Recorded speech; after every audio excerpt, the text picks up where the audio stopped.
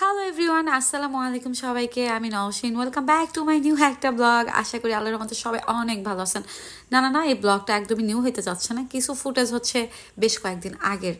তো যাই হোক, আমি কি করতেছিলাম, আমার যখন বাসায় একদমই খাবার রান্না করা না থাকে তখন আমি যেটা করি, ফ্রিজ থেকে ডিম বের করে ডিম ভাজি করে খেয়ে নিই। ডিম ভাজি করতে গেলে যা হয়, আমি কখনোই পারফেক্টলি ডিম ভাজতে পারি না। দেখেন, ডিম ভাজি করতে গিয়ে সব ভেঙে ফেলছি, মানে এটাকে কি বলে, ভাঙা বলে না, এটাও ভুল হইতে পারে। প্রথমে একটা ডিম দিয়ে পারফেক্টলি হয় না, পরে আরেকটা দিই, আর উল্টাতে গেলে হচ্ছে এই ডিমের ঝুরঝুরি ভাজি হয়ে যায়।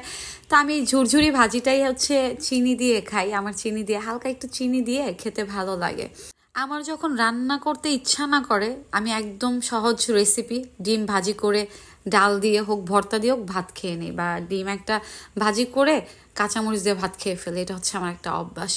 তো যাই হোক, এই ছিল ডিম ভাজি। আর আমার ডিম ঝুরঝুরি ভাজি হয়েছে কড়াইতে, দেখে হচ্ছে অনেক খারাপ লাগতেছিল যে ডিমের অবস্থা। আমি জানি এখন অনেক আপু ভাইরা কমেন্ট করবেন যে তুমি ডিম ভাজি করতে পারো না। ব্যাপার না, খেয়ে ফেললে তো আর এরকম থাকবে না। অন্য দিক দিয়ে হচ্ছে আমি ফ্রিজ থেকে একটা বক্স বের করে আমার মার বানানো পিঠা, আমি কি করছি দেখেই হাসতেছিলাম, খেয়ে অর্ধেকটা ওইভাবে রেখে দিছি। ভাবলাম যে মার বানানো পিঠাগুলো খাই, আর পিঠার অবস্থা আমি অর্ধেকটা খেয়েও রেখে দিছি। আর ফ্রিজে রাখার জন্য পিঠাগুলো শক্ত হয়ে গেছে, আর খাওয়া যাবে না। তো আমি ডিম ভাজিটাই খাচ্ছিলাম।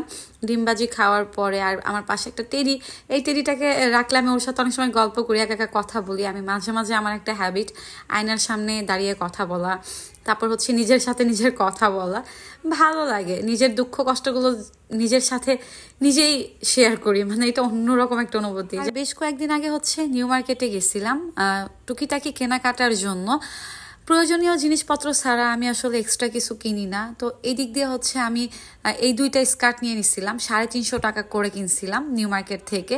আর এই যে হিজাবগুলো, অনেক সুন্দর সুন্দর হিজাব ছিল এখানে। এই হিজাবগুলোর প্রাইস ছিল 200 টাকা করে। আমি ওই যে লেমন কালারটা নিয়ে নিই। আর যে জিনিসটা আমার খুব দরকার ছিল, কড়াই, কারণ আমার কড়াই হচ্ছে অনেক দিনে হয়ে গেছে, যে কড়াইতে রান্না করি ওইটা পুরানো, ভেঙেও গেছে। তো নতুন কিছু কড়াই কিনে নিয়ে আসলাম, ফ্রাই প্যান বললেই চলে। আর নিউ মার্কেট গিয়ে হচ্ছে অনেকের সাথে অনেক সময় দেখা হয়ে যায়, অনেক আপুদের সাথে দেখা হয়, কথা হয়, পিকচার তোলা হয়। দেন হচ্ছে অনেকেই আমাকে ভালোবাসেন, আমাকে অনেক সুন্দর সুন্দর কথা বলেন, বুঝান। এটা আমার কাছে অনেক বড় পাওয়া। তেমনি হচ্ছে চলতে ফিরতে অনেকের সাথেই দেখা হয়, কথা হয়, অনেক ভালো লাগে। যে সকল আপুরা আসেন আমার সাথে কথা বলেন, আমাকে বুঝান, এটা আমার কাছে অনেক বড় পাওয়া। তো এই যে আপুদের সাথে দেখা হয়ে গেছিল, আপুরা পেয়ে অনেক খুশি।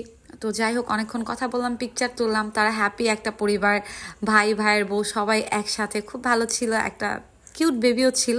তো এরকম অনেকের সাথেই দেখা হয়, কথা হয়। আপনাদের সবার দোয়া ভালোবাসা আমার জন্য অনেক কিছু। আমিও অলওয়েজ দোয়া করি আল্লাহ আপনাদের সবাইকে অনেক ভালো রাখুক, আপনারা সবসময় অনেক ভালো থাকেন। প্রয়োজনীয় জিনিসপত্র কেনাকাটা শেষ করলাম, আর অনেকের সাথে দেখা হয়, কথা হয়, অনেকটা সময় চলে যায়। এই ছিল আজকের আমার একটা ছোট্ট ব্লগ। আর বাসায় ফেরার আগে আমি খেলাম হচ্ছে পাও ভাজি, এই খাবারটার নাম, কিন্তু এই খাবারটা অনেক মজার ছিল। আর অন্যদিকে আমার পছন্দের খাবার সিদ পিঠা আর হচ্ছে চিকেনের কারি। তো যাই হোক, ভালোই লাগতেছিল। বাসায় যাওয়ার আগে খাওয়া দাওয়া করে নিলাম, লং টাইম ঘোরাঘুরি হয়েছে, রোদ্রের মধ্যে টায়ার্ড লাগতেছিল। দেন হচ্ছে একবার খাওয়া দাওয়া করে বাসায় ব্যাক করলাম। সবাই ভালো থাকবেন, ইনশাল্লাহ দেখা হবে নেক্সট ভিডিওতে। আল্লাহ হাফেজ সবাইকে।